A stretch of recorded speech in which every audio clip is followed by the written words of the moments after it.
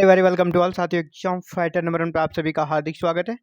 MP assistant professor exam 2024 के classes में स्वागत है, जहाँ पे मध्य प्रदेश में सेकेंड फेज का एग्जाम जो होना है वो आपका कब होना है, वो आपका 4 अगस्त 2024 को होना है। इसके लिए एग्जाम फाइटर नंबर 1 पे पेपर 1 की क्लासेस लगातार जारी है और क्लासेस स्ट्रेटजी में अभी हम लोग ये देख रहे हैं कि प्रैक्टिस सेट को सॉल्व करना चाहिए लास्ट टाइम, और ज़्यादा से ज़्यादा आप अगर प्रैक्टिस सेट सॉल्व करेंगे आपको उतना ही कर सकते हैं, आपकी जो प्रिपरेशन है ना उसमें धार आएगी, वो उतना परफेक्शन आएगा आपके तैयारी में। और इससे क्या होगा, एग्जाम्स में कन्फ्यूजन जो डाउट्स होता है ना, आप बहुत सारे लेक्चर्स कर लेते हैं, बहुत सारे चैप्टर्स को रीडिंग कर लेते हैं, लेकिन जब प्रश्न आता है ना वहाँ पे कन्फ्यूजन क्रिएट होता है। इसके लिए ज़रूरी है ज़्यादा से ज़्यादा क्वेश्चंस को सॉल्व करें, एमसीक्यू को सॉल्व करें, क्योंकि इससे आपका कन्फ्यूजन और डाउट्स क्लियर होता है और लास्ट टाइम में आपके लिए ये बहुत जरूरी है। बहुत ज़्यादा डाउट्स हो जाता है और एग्जाम्स में फंस जाते हैं, पढ़े हुए क्वेश्चन में भी थोड़े थोड़े डाउट्स के चलते गलत करके आ जाते हैं। पिछले एग्जाम से ये सबक मिला है कि प्रश्न बहुत ज़्यादा डीपली नहीं पूछा जा रहा है। अगर आप बेसिक तरीके से प्रैक्टिस सेट को करते हैं, चैप्टर वाइज प्रैक्टिस सेट को सॉल्व कर लेते हैं, आपको वहाँ से 20 से 25 प्रश्न मिल सकते हैं। पिछली बार कम समय ही हम लोग कम ही प्रैक्टिस सेट किए थे, फिर भी लगभग 12 से 13 प्रश्न आपको प्रैक्टिस सेट से मिला था। हमारे प्रैक्टिस सेट से आपको 12 से 13 प्रश्न मिला था। इस बार हमारा टारगेट है 20 से 25 प्रश्न। 20 से 25 प्रश्न आपको प्रैक्टिस सेट से ही मिला था। अगर आप कुछ भी नहीं पढ़े ना, बिल्कुल आप जीरो हैं, तो उसके लिए भी कोई दिक्कत नहीं। आप जीरो से भी जीरो प्रिपरेशन पर भी सिर्फ प्रैक्टिस सेट को सॉल्व करके आप 20 से 25 नंबर ला सकते हैं, क्योंकि चैप्टर वाइज यहाँ पर प्रैक्टिस सेट को सॉल्व कराया जा रहा है। तो चलिए स्टार्ट करते हैं। पहला प्रश्न आपके सामने रेडी है। कंचन घाट डैश नदी पर स्थित है। कंचन घाट जो है किस नदी पर स्थित है? पहला प्रश्न आपके सामने है। तो ऑप्शन देखिए, चंबल, नर्मदा, बेतवा या यमुना। जो आपका कंचन घाट है वो आपका बेतवा नदी है ना, बेतवा नदी पर स्थित है। कंचन घाट जो है ओरछा में बेतवा नदी के तट पर स्थित है और काफ़ी फेमस है मध्य प्रदेश में। तो सी नंबर आपका राइट आंसर हो गया।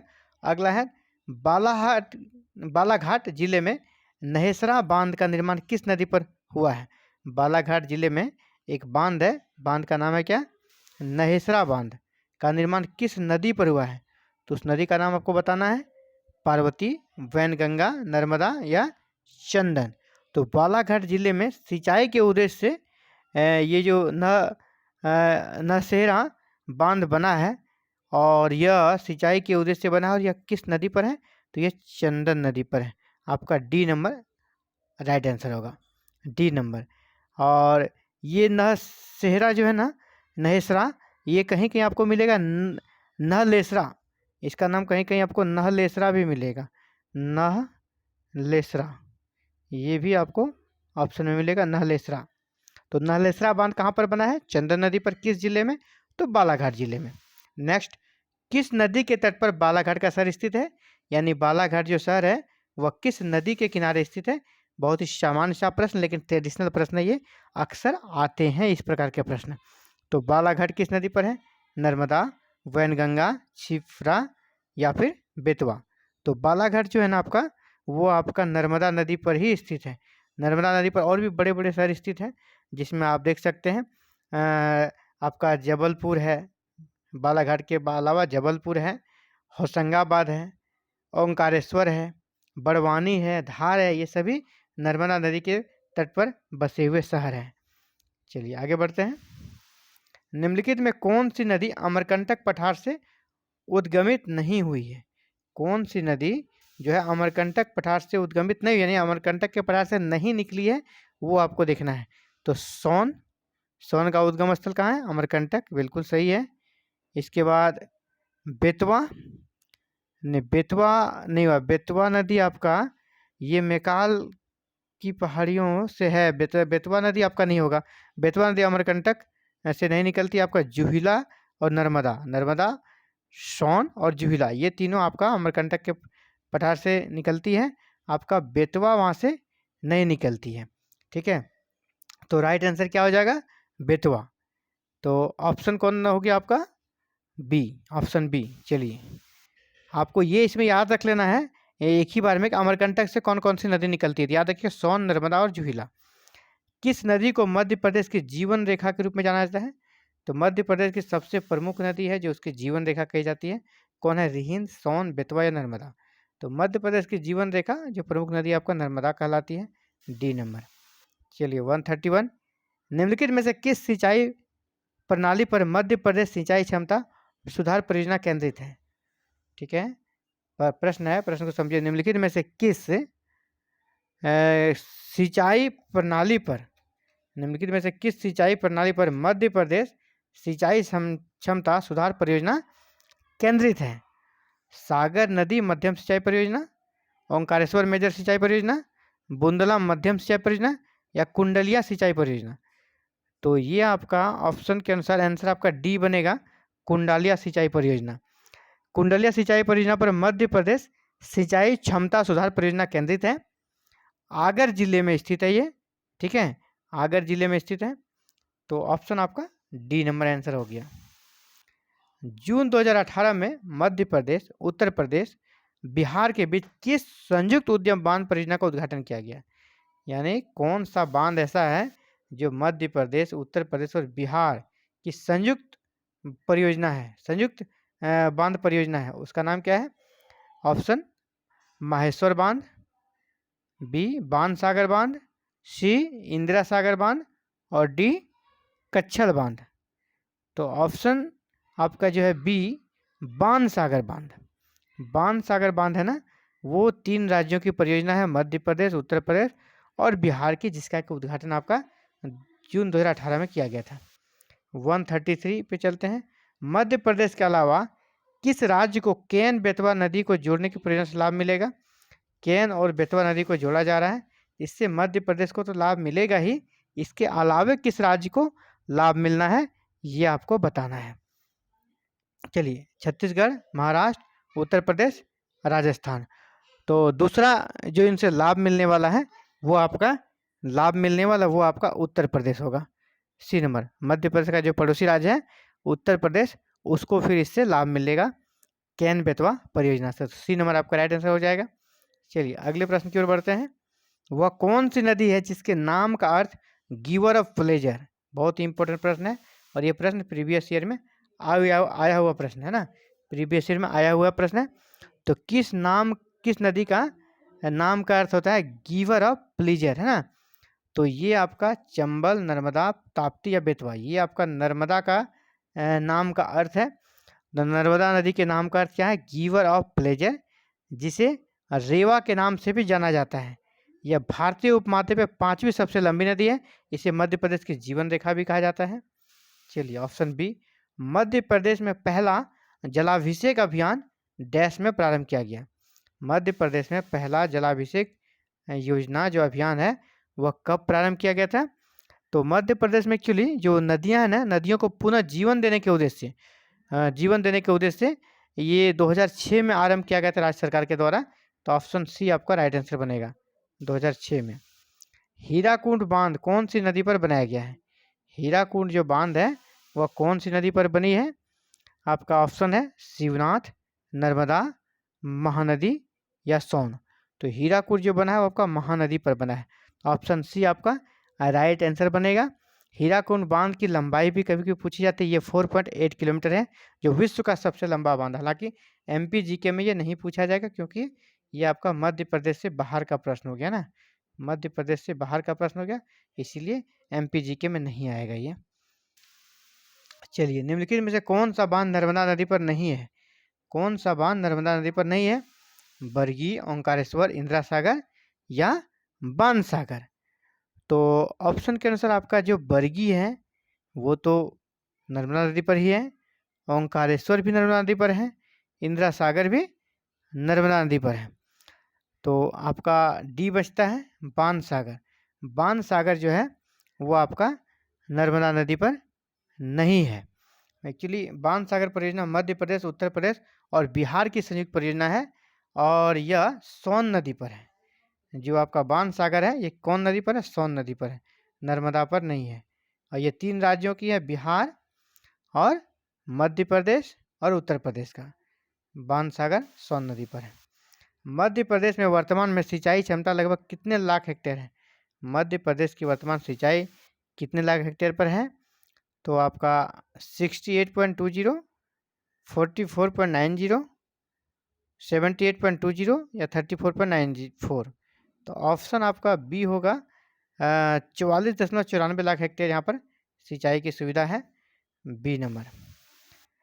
तवा जलाशय के निकट स्थित है, यानी तवा जलाशय जो है वो किसके निकट स्थित है? इन सब में 4 ऑप्शंस में से आपको ये बताना है। तो सतपुड़ा राष्ट्रीय उद्यान और बोरी अभ्यारण्य, कोलार और हलाली बांध, रानी अवंतीबाई सागर एवं सुक्ता सागर, व्यारमा व बरना नदी। तो तवा जलाशय जो है ना सतपुड़ा राष्ट्रीय उद्यान और बोरी अभ्यारण्य के निकट स्थित है। तो ऑप्शन ए सतपुड़ा राष्ट्रीय उद्यान और बोरी अभ्यारण्य के निकट कौन है? तवा जलाशय। ऑप्शन ए आपका राइट आंसर हो गया। तवा नदी किस नदी की सहायक नदी है? तवा नदी जो है किस नदी की सहायक नदी है? नर्मदा, ताप्ती, सोन या क्षिप्रा। तो तवा नदी जो है नर्मदा की सहायक नदी है, ऑप्शन ए आपका राइट आंसर है। नेक्स्ट, रामघाट मध्य प्रदेश के किस नदी पर स्थित है? रामघाट मध्य प्रदेश के किस नदी पर स्थित? यह एक बहुत ही महत्वपूर्ण धार्मिक स्थल है। आपका कौन सी नदी? क्षिप्रा, नर्मदा, बेतवा या सोन। तो रामघाट जो है ना वो क्षिप्रा नदी पर स्थित है और एक धार्मिक दृष्टि से काफ़ी महत्वपूर्ण है। उज्जैन महाकाल जो जाते हैं दर्शन के लिए वो रामघाट में स्नान करके फिर दर्शन को निकलते हैं। तो ऑप्शन ए आपका राइट आंसर बनेगा। 142, कौन सी नदी चंबल में नहीं मिलती, यानी कौन चंबल की सहायक नहीं है पूछा जा रहा है, या चंबल से नहीं मिलती वो नदी कौन सी है?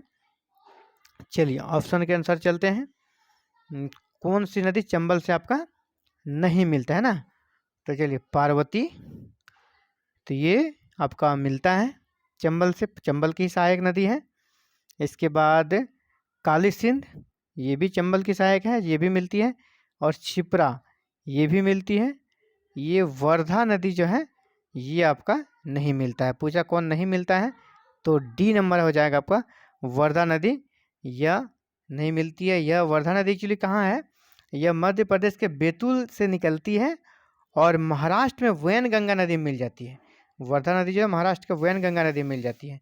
जबलपुर किस नदी के किनारे बसा है? बहुत ही इंपॉर्टेंट प्रश्न। अभी हम लोगों ने डिस्कशन में इसके बारे में किया है। जैसे बालाघाट था और दूसरा जबलपुर, एक ही नदी के किनारे है दोनों। तो कौन है? नर्मदा, गंगा, धसान या बेतवा। तो ये आपका ऑप्शन क्या हो जाएगा? नर्मदा। जबलपुर भी आपका नर्मदा नदी के किनारे स्थित है। चलिए नेक्स्ट चलते हैं। विंध्य एवं सतपुड़ा पर्वत श्रृंखला के बीच कौन सी प्रमुख नदी बहती है? विंध्य और सतपुड़ा पर्वत श्रृंखला के बीच आपका कौन सी नदी बहती है? बहुत ही फेमस है, महत्वपूर्ण है नदी है वो, नर्मदा, कैन, ताप्ती या सोन। तो विंध्य और सतपुड़ा के बीच बहने वाली नदी है आपका नर्मदा। तो ऑप्शन ए आपका राइट आंसर है। नेक्स्ट, सरदार सरोवर बांध की परिकल्पना किसने की थी? यानी सरदार सरोवर बांध जो बनाया जाएगा इसके बारे में सोचा किसने था, किसने इमेजिन किया, किसने परिकल्पना किया था सबसे पहले? तो इंदिरा गांधी, जवाहरलाल नेहरू, मेनका गांधी या मेधा पाटकर। तो सरदार सरोवर बांध के बारे में परिकल्पना किए थे किसने? जवाहरलाल नेहरू जी ने। तो बी नंबर आपका राइट आंसर बनेगा। इसके बाद अगला है कपिल धारा, मंदार और धुआंधार में क्या समानता है? यानी कपिल धारा, मंदार और धुआंधार में क्या समानता है? सभी सहायक नदियां हैं, सभी ज्वालामुख है, सभी डेल्टा है, सभी झरने हैं। ये सभी क्या है? सभी झरने हैं। तो डी नंबर। और ये सभी झरने कहाँ पर है? नर्मदा नदी है ना, नर्मदा नदी पर बने हुए ये झरने हैं। तो डी नंबर आपका राइट आंसर बनेगा। बंजर नदी परियोजना घाटी में है। बंजर नदी परियोजना किस घाटी में है? कौन सी घाटी में है वो?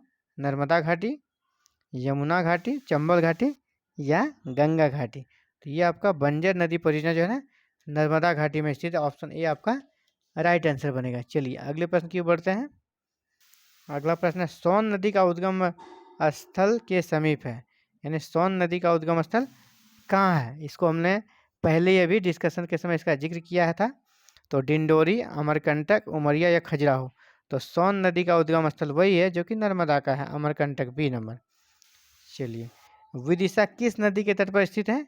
विदिशा जो शहर है मध्य प्रदेश का, किस नदी के किनारे स्थित शहर है? चलिए, रावी, सोन, कैन या बेतवा। तो विदिशा जो है ना वो आपका बेतवा नदी के तट पर स्थित है?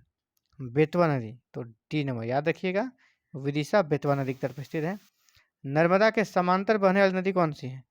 नर्मदा के समानांतर बहने वाली नदी कौन है? पैरेलल तरीके से नर्मदा के साथ साथ बहती है, वो नदी कौन सी है आपका?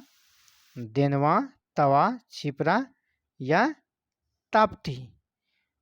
नर्मदा के समांतर जो नदी बहती है ना, वो आपका ताप्ती है। नर्मदा और ताप्ती समांतर बहती है, और यह वृंश घाटी में बहने वाली भारत की प्रमुख नदियां हैं।